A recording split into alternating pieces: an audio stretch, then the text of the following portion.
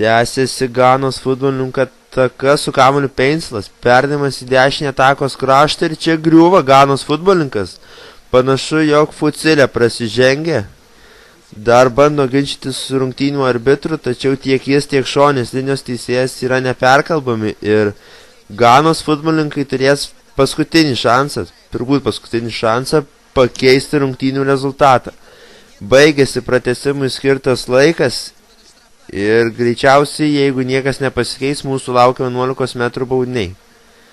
Tačiau dar dabar Peinslas turi progą pakelti kamuolį į Urugvajaus baudos aikštelę.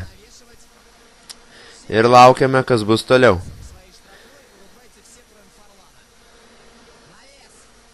Smūgis. Klysta Muslera! Ne, nėra! Nėra ir dabar, tačiau kas įvyko čia? Teisėjas traukia raudoną kortelę, kuri bus parodoma. Yra parodoma Luisui Suarezui. Kas įvyko ten, nejaugai žaidimas ranka. Triumfuoja Ganos futbolininkai, tačiau būtų labai įdomu pamatyti kartojimą. Aišku, tai neabejotinai bus greitai padaryta. Taip, žiūrime kartojimą. Kasgi čia įvyko? Grubiai klysta Muslera, neapdairiai žaidžia jis. Čia Suarezas atlaiko pirmą smūgį. Ir čia jau vien kojų darbo nepakako. Luisas Suarezas perėmė funkcijas iš Musleros ir atrėmė kamuolį nekuo kito ranka. Na kągi, 11 metrų baudinys į Urugvajaus vartus. Kas ryšys jį realizuoti? Asamo Gijanas, Ganos rinktinės lyderis.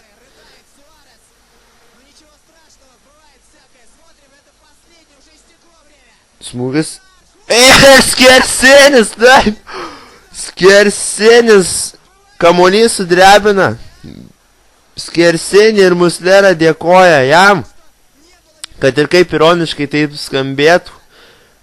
Muslera buvo vienas iš paskutinio epizodo prie Urugvajaus vartų kaltininkas. Ir dabar jisai gali dėkoti tiek savo vartų konstrukcijai, tiek Luisui Suarezui, kuris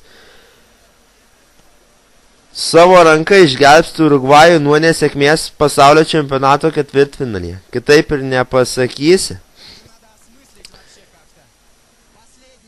Dar kartą galime pasižiūrėti į Gijano emocijas po atlikto smūgio. Manau, kad šiuo metu jis tiesiog norėtų prasmegti iš stadiono, tuo tarpu Luisas Suarezas džiaugiasi taip, lyg Urugvajus jau būtų laimėjęs. Taip neįvyko, tačiau net nebejoju, kad dabar psichologai